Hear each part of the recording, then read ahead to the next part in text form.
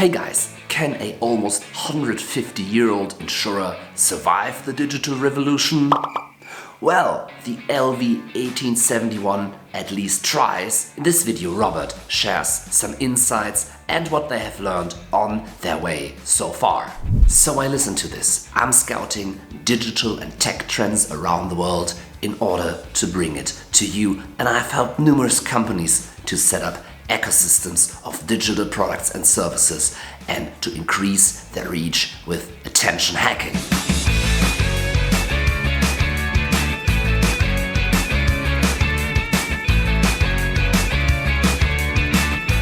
Hey guys, we are at the DKM conference in Dortmund, and I have to say one location really struck by its beautiful colors, and it's not an InsurTech, but actually It's Munich's oldest InsurTech, in fact. How old are you guys right now? Oh, almost 150 years. We're Lebensversicherung von 1871, which means 1871.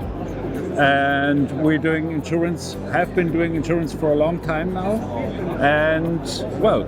And now it's inside out. It's outside like we are inside. Yeah. So you guys see it like on the video right now.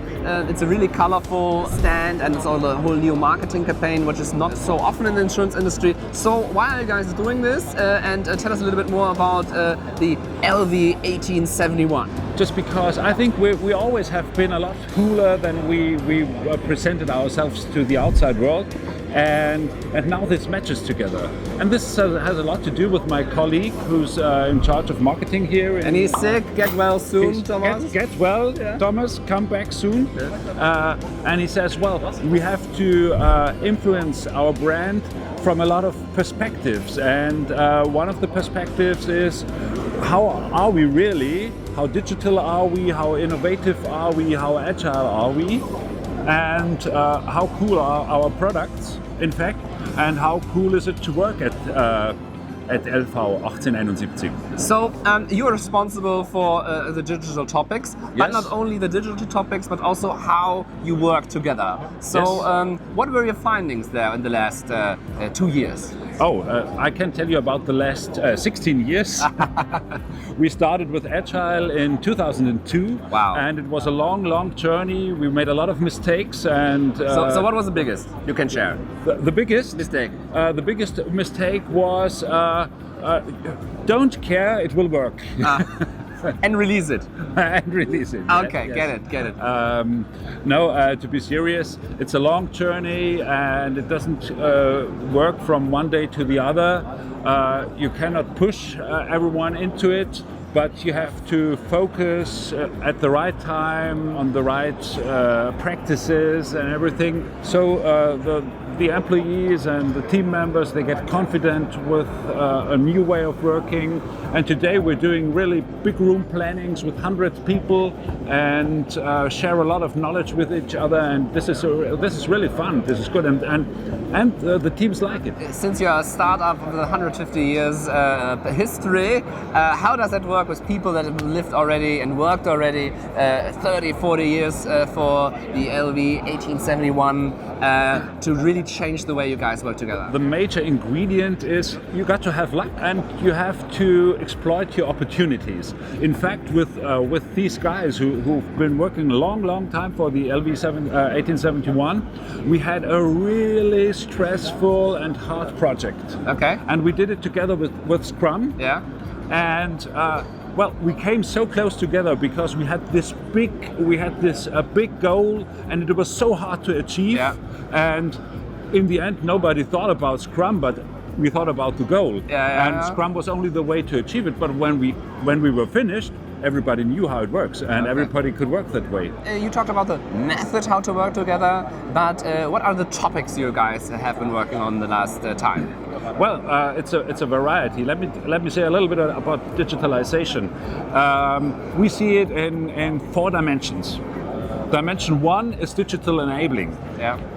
I always ask people, what do you think, when did digital enabling, that means digitalization of current business model, when did it start at LV 1871? What do you think? I mean, I can cheat now because I had some talks earlier, but I think somewhere in the 2000s, I would say. In fact, it started in 1934 Yeah. when LV 1871, which was then the Münchner Christkatholischer Begräbnisverein, Wow. bought 2 Polaroid machines from IBM. And are they still in use? No. Well, if we had a museum, they would be in there. But this was when we started with digitalization. But this is only one perspective to make the current business model more digital. The second perspective, it's on the other side of digitalization is digital innovation. How can we build new business models by using? And have you already thought about some? Yes, of course.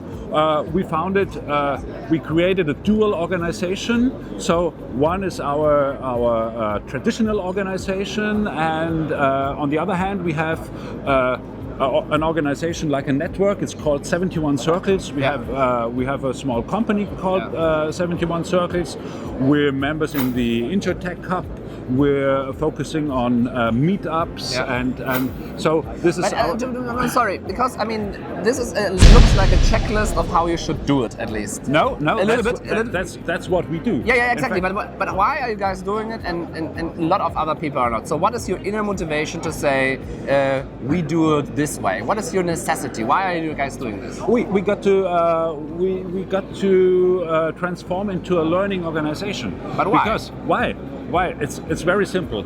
We're very focused.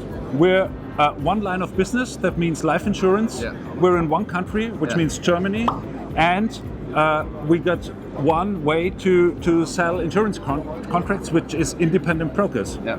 How can we tell independent brokers to become more innovative, to become more digital, if we don't know it ourselves? Yeah. So we have to do experiments, and we have to learn things on the other side of our borders, because our borders are very narrow. So we have to move out of these borders. Let's talk about brokers. We're here at the DKM conference, which is also focusing a lot on brokers. Yes. Where do you see the future of brokers, and how do you see your role as a carrier helping your primary sales force?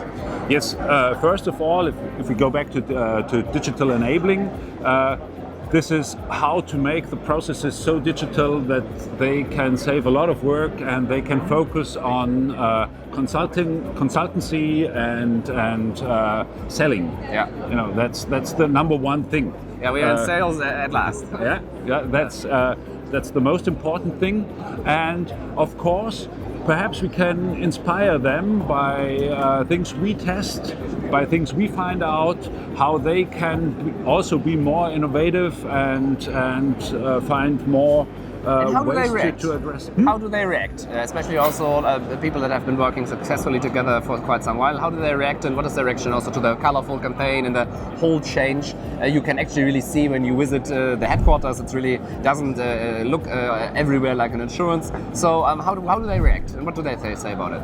I think they find it cool. Most of them find it cool, and they find it inspiring.